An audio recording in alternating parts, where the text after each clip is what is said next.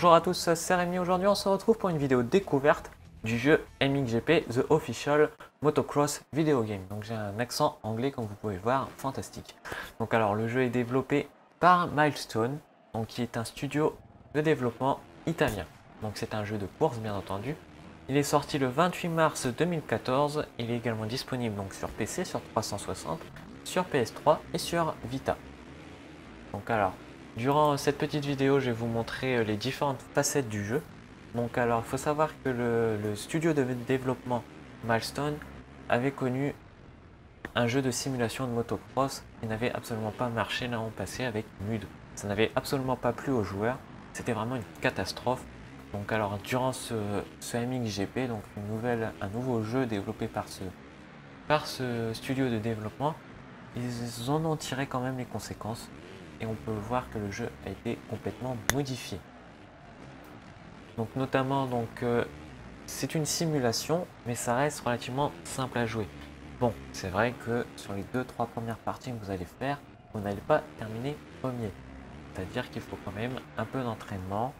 Il faudra prendre le temps et prendre des habitudes qui s'acquièrent très vite. Donc en fait, c'est vraiment un jeu simple à jouer comparé au MX vs ATV. Donc on a de très belles courses, notamment puisqu'en fait le jeu dispose d'une licence officielle. Donc je vais m'expliquer, c'est-à-dire que vous avez les circuits officiels, donc des différents pays, et vous avez les sponsors, les motos et les pilotes officiels. Donc ce qui vous permet de vous immerger très facilement dans le jeu et d'avoir une expérience de jeu vraiment comparable pratiquement à un FIFA. C'est vraiment ça. Donc ce titre, bien entendu, est beaucoup mieux que le jeu précédent développé par le même studio de production, pardon. Mais voilà, il n'y a pas... Pour moi, MX vs ATV, bah, ça reste quand même le meilleur jeu comparé à MXGP. Donc MXGP, les motos sont très bien faites, il n'y a pas trop de soucis là-dessus, mais les graphismes, franchement, ils auraient pu faire mieux, surtout que c'est un jeu de course, c'est-à-dire que c'est un jeu qui ne va pas gérer énormément d'action.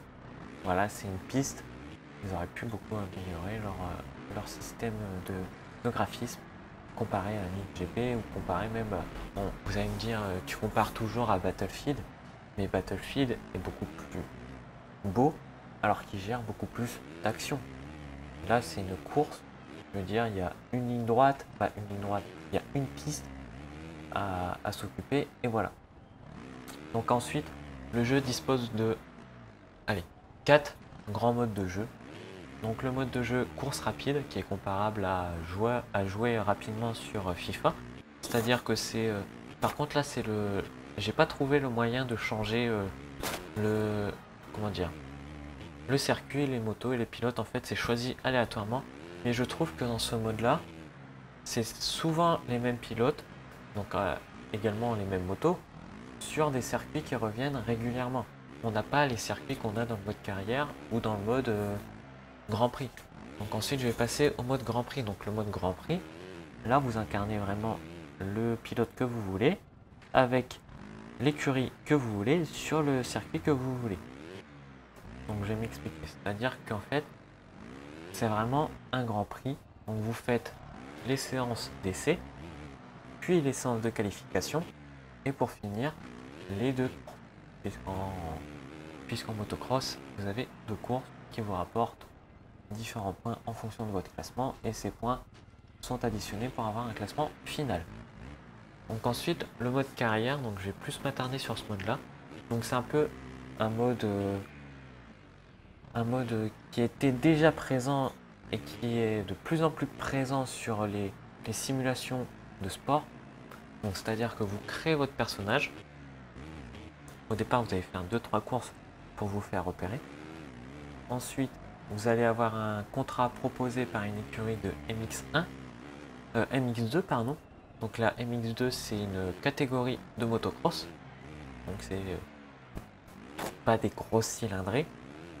Et en fait vous allez continuer cette saison en MX1. Donc vous allez acquérir des points.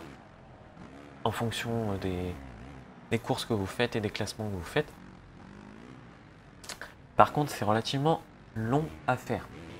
C'est-à-dire que une saison, je pense que ça prendrait un mois.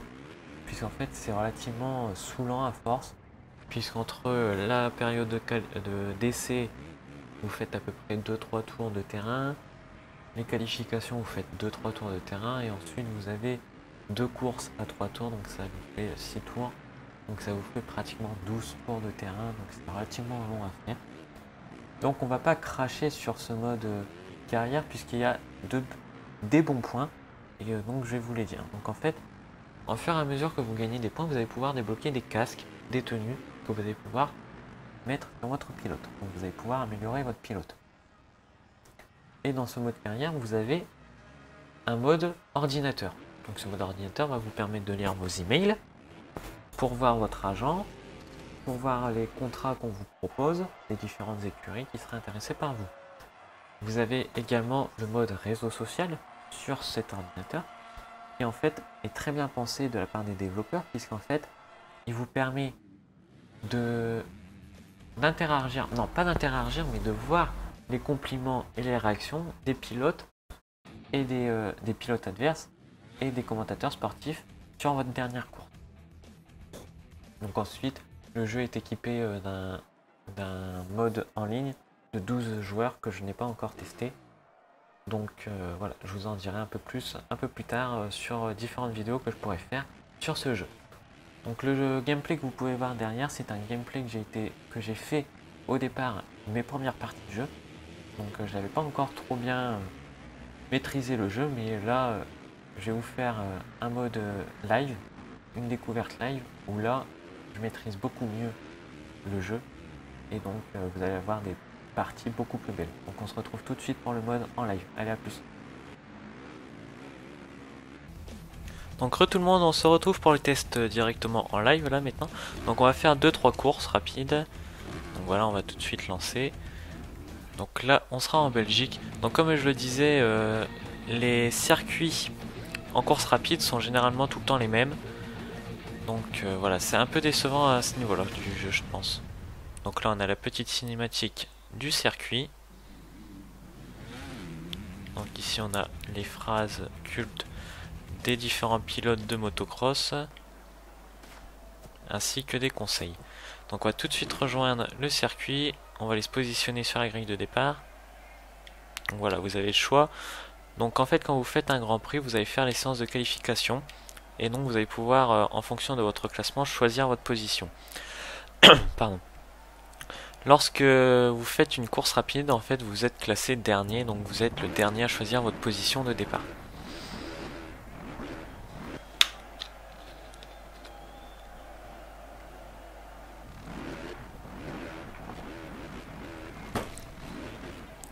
Donc on va essayer de faire un bon petit départ. Donc j'ai passé la cinématique pour pas trop vous faire perdre de temps. On va se pencher. Bon, ça c'est un départ assez moyen. Bon là on chute. Alors là ça va être assez compliqué à reprendre. Voilà.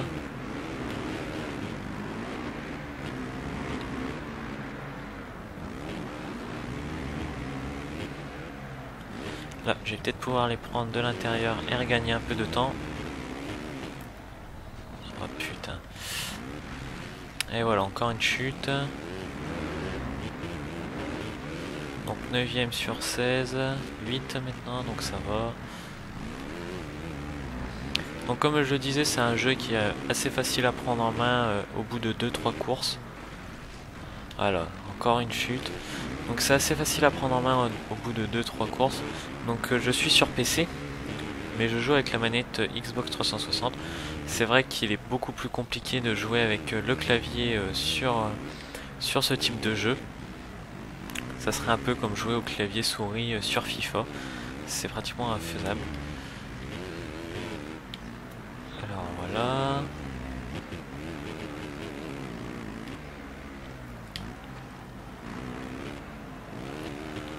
Donc durant la vidéo que vous avez pu voir juste avant, je vous ai parlé du mode carrière et du mode Grand Prix.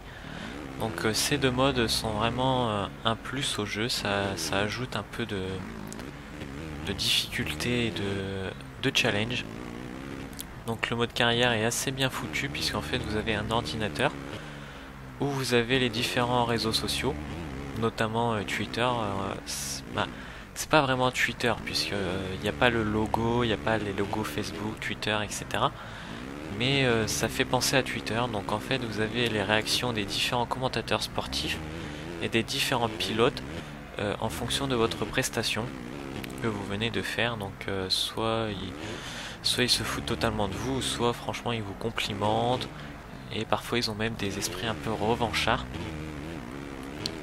par rapport à la course que vous avez fait et à la course qu'ils ont fait, et par rapport à votre classement. Donc dans ces deux modes, donc pas multijoueur mais Grand Prix et carrière, vous avez en fait ce qu'on appellerait un week-end de course, c'est-à-dire vous avez les séances d'essai, donc là où vous faites ce que vous voulez sur le terrain, vous vous entraînez, etc. pour voir un peu le terrain. Faut savoir qu'en fait les terrains de course rapide sont dans les grands prix et dans la carrière, mais il est vrai qu'il y a beaucoup plus de terrains que vous ne connaissez pas sur le mode Grand Prix et sur le mode carrière. Pour pas trop que je dise de conneries, je crois que en mode carrière, en mode comment ça s'appelle, course rapide, je crois que vous avez à peu près une dizaine de petits circuits qui tournent assez facilement, contrairement au mode Grand Prix ou au mode carrière où là vous avez vraiment tous les circuits du jeu qui sont représentés. Donc là on réalise un bon petit score. Ah putain, là je tombe vraiment comme une merde là.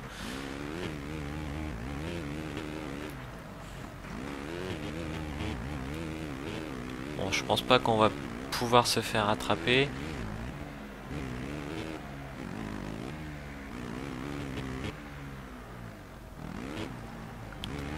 Donc voilà. Hop, petit dérapage et on repart. Donc ici c'est un virage assez compliqué puisque c'est un virage à 2 entrées et 2 sorties.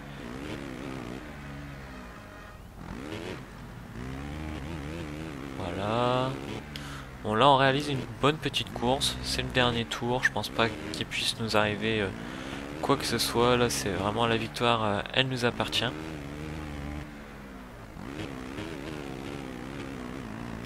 Voilà. Donc en fait vous avez pas grand chose en figure, vous pouvez faire ça. Bon franchement c'est pas très conseillé. C'est vraiment pas conseillé non plus, mais je trouve qu'à chaque fois que je l'ai fait, je me suis vraiment rétamé et parfois je me suis fait même faire dépasser. Voilà. Ce que je voulais également vous montrer, c'est ces ballots de paille. Les ballots de paille, on a vraiment l'impression que c'est du béton. On peut pas les bouger, c'est vraiment des trucs ultra durs. Ce que j'aurais aimé sur ce jeu, c'est que en fait les ballots de paille nous ralentissent, bien entendu, mais ne nous fassent pas tomber ou nous bloquent absolument pas. Je veux dire, c'est pas du béton non plus qu'on met, hein.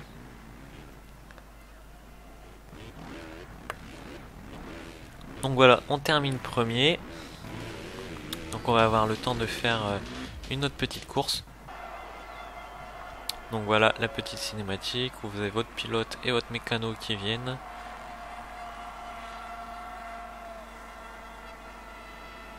Donc vous pouvez voir vraiment que les sponsors sont vraiment bien représentés sur ce jeu. Donc là on a Monster, on a Red Bull, on a KTM, on a Yamaha, etc.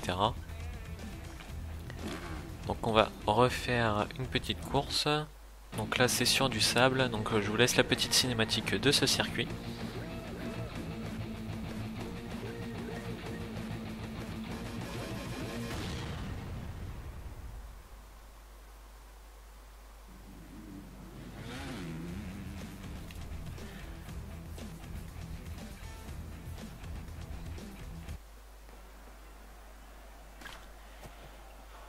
Donc celui-là je l'ai déjà fait encore en course rapide toujours, donc c'est un circuit qui est assez rapide je trouve. Donc on va pouvoir mettre un peu d'avance sur nos adversaires.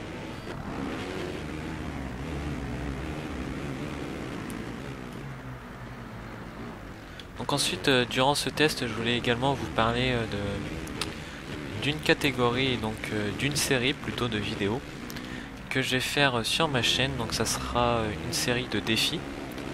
Donc vous pourrez me proposer des défis bien entendu par commentaire, par Twitter ou par Facebook.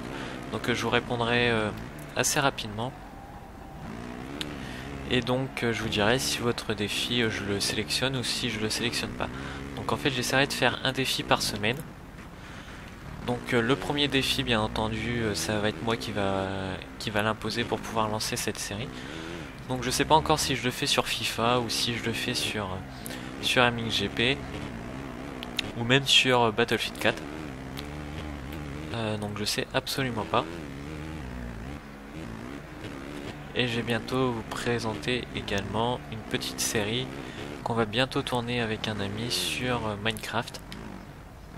Donc on va tourner entièrement la saison entière et on diffusera à peu près un épisode par semaine. Comme ça il y aura du contenu régulier sur ma chaîne.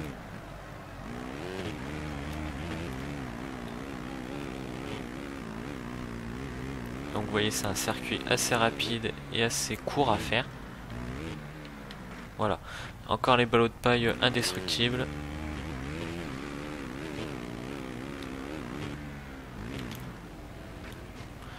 Ouais, voilà.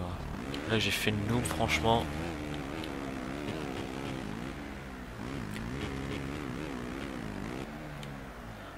Donc oui, vous pourrez me proposer des défis. Donc bien entendu je répondrai très rapidement si c'est réalisable ou si c'est pas réalisable. Donc faut pas me proposer des défis également ultra durs, hein. Par exemple faire 60 kills au Magnum sur Battlefield 4. Bon, je dis pas que c'est pas réalisable, mais c'est franchement quelque chose de très compliqué. Et donc tous les défis auxquels j'aurais répondu et auxquels j'aurais dit d'accord je le fais, je relève ce défi, même si le défi je l'ai pas réussi. Donc par exemple on me dit ouais sur FIFA essaye de marquer 10 buts en mode semi-pro. Si j'ai marqué 7 buts ou si j'ai marqué 9 buts, le défi sera quand même posté et donc il sera noté non réussi. Et par contre bien entendu si le défi est réussi il sera également posté. Donc il n'y aura pas de triche là-dessus. Une fois que je vous aurai dit d'accord le défi je le réalise, le défi sera réalisé dans le plus bref délai bien entendu. Hop, petit dérapage contrôlé.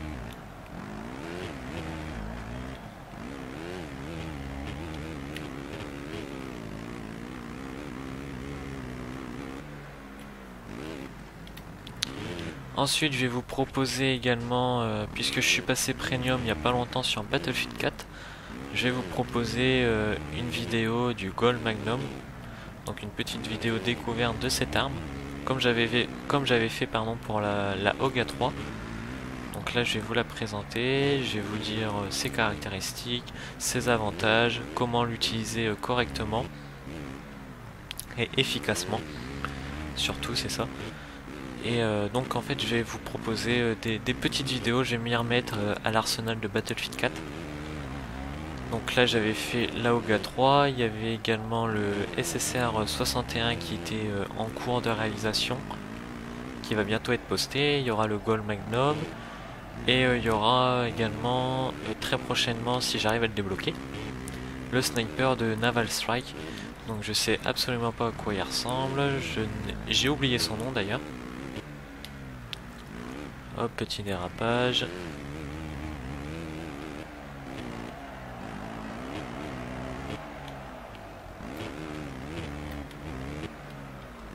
Donc là je pense qu'on va terminer premier.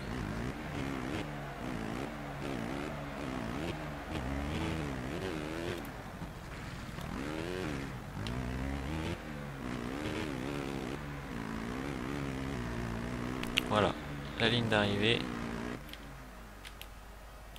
Donc on a terminé premier, donc je pense que je vais m'arrêter là, pardon.